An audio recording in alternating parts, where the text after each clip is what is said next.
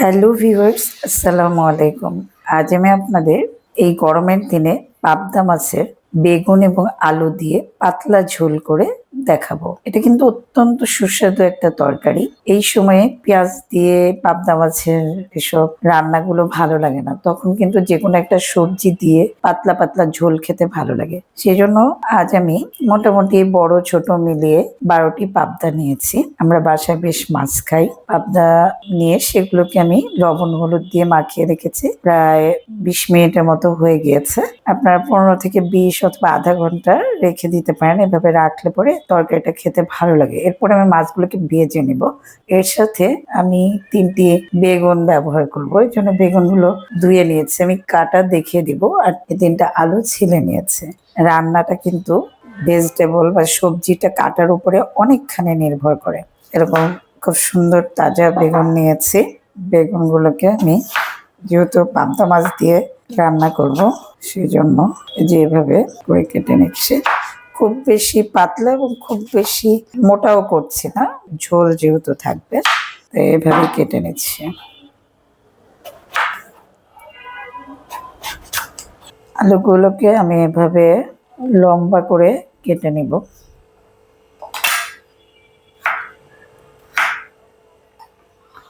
বেগুনটা উঠিয়ে নিয়েছে বা আলু উঠিয়ে নেব।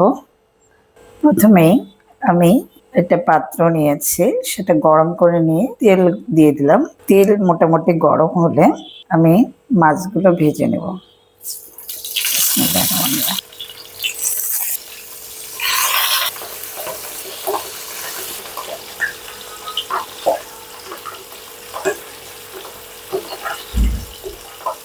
আমি এক সাইড 2 মিনিট করে ভাজবো। আসলে এই পাবদা মাছটা ছোট মাছ, সেটা আমি খুব বেশি ভাজবো না, এই কারণে যে এটা আমি তরকারি দিয়ে রান্না করব, তখন অনেকটাই রান্না হবে। যখন শুধু মাছটা ভাজা খাবো তখন অনেকক্ষণ ধরে ভাজতে হবে। 2 মিনিট এক সাইডে ভেজে আমি আরেক সাইড উল্টে দিলাম ভাজার জন্য। এবার আমি মাছ উঠিয়ে নিচ্ছি। আমি আগেই বলেছি এটা আমি তরকারির জন্য মাছটা ভাজছি, তরকারি রান্না করার জন্য, সেই জন্য খুব একটা কড়কড়ে করে ভাজছি না। এভাবে আমি দ্বিতীয় ব্যাচের আরো 5টি মাছ ভেজে নিচ্ছি। পাবদা খুবই নরম মাছ, খুব সাবধানে করতে হবে। যেহেতু এটা খুব বেশি কড়কড়েও করিনি, সেজন্য সাবধানে উঠিয়ে নিতে হবে। এবার আমি ওই একই তেলের মধ্যে 2 টেবিল চামচ পেঁয়াজ কুচি ছেড়ে দিচ্ছি। খুব বেশি পেঁয়াজ লাগবে না। পেঁয়াজটা একটু ভেজে নিচ্ছে। পেঁয়াজ 2 মিনিট ভেজে নেওয়ার পর তার মধ্যে আমি আদা ও রসুন বাটা 1 টেবিল চামচ দিয়ে দিলাম। 1 চা চামচ হলুদ গুঁড়া দিলাম। 1 টেবিল চামচ মরিচ গুঁড়া দিলাম। ধনে গুঁড়া 1 চা চামচ দিলাম। আর 1 চা চামচ জিরা গুঁড়া দিলাম। এবার আমি একটু নাড়াচাড়া করে নিচ্ছি, মশলাটা পুড়ে যাবে। মশলাটা আমি 2-3 মিনিট কষিয়ে নিলাম। এবার আমি আলুগুলো দিয়ে দিচ্ছি। আলুটাকেও ভালো করে মশলার সাথে মিশিয়ে নেব। এখানে আমি 1 টেবিল চামচ লবণ দিয়ে দিচ্ছি। লবণ দিয়ে আবারও ভালো করে মাখিয়ে নিচ্ছি। আলুটায় অল্প একটু পানি দিচ্ছি আমি, অল্প 2 টেবিল চামচের মতো পানি দিলাম। এবার আমি একটু ঢাকা দিয়ে দিচ্ছি কিছুক্ষণের জন্য। আমি মশলার সাথে প্রথমেই তো আলু দিয়ে একটু কষিয়ে নিলাম। বেগুনটা খুব তাড়াতাড়ি সেদ্ধ হয়ে যায়, তাই আলু প্রথমে দিয়ে ঢেকে দিলাম কষিয়ে নেওয়ার জন্য। এবার আমি এর মধ্যে কেটে রাখা বেগুনগুলো দিয়ে দিলাম। তারপরে ভালো করে আলু এবং মশলার সাথে বেগুনগুলো মিক্স করে নেব। এভাবে ভালো করে মিশিয়ে নিচ্ছি বেগুনের সাথে। তারপরে আরেকবার একটু ঢাকা দিয়ে দিব বেগুনটা কষানোর জন্য। আর চুলার আঁচটা কিন্তু কমিয়ে রাখবো।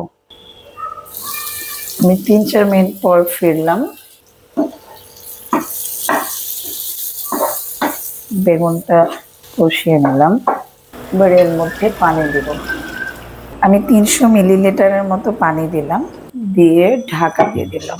বলক আসা পর্যন্ত অপেক্ষা করব।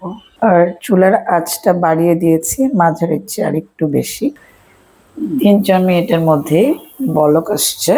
এবার আমি মাছগুলো দিয়ে দেব। মাছগুলো একে একে ছড়িয়ে দিব। এবার আমি এর মধ্যে কেটে রাখা 2টো টমেটো দিয়ে দিব। টমেটোগুলো এখন স্লাইস করে নিয়েছে। সবসময় টমেটো পাওয়া যায় না, টমেটোটা না দিলেও চলে। গরমের সময় অনেক সময় টমেটো বাজারে পাওয়া যায় না, আমার বাসায় ছিল, সেজন্য আমি দিয়ে দিচ্ছি।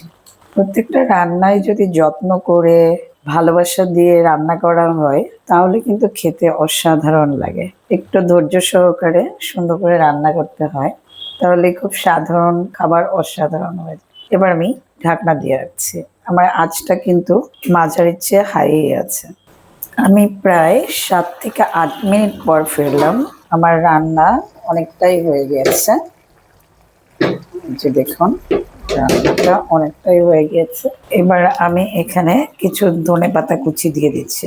আমার বাসায় বিলাতি ধনিয়া পাতাটা আছে, সেটাই কেটে কেটে দিচ্ছি। চুলাটা বন্ধ করে দিয়ে এবার আমি একটু 2-3 মিনিটের জন্য ঢাকা দিয়ে রাখছি, যেন ধনিয়া পাতার গন্ধটাও তার ভেতরে ঢুকে যায়। 3 মিনিট পর ফিরলাম। দেখুন আমার রান্না একদম কমপ্লিট। গরমের দিনে এরকম একটা সুন্দর তরকারি প্রত্যেকেরই ভালো লাগবে।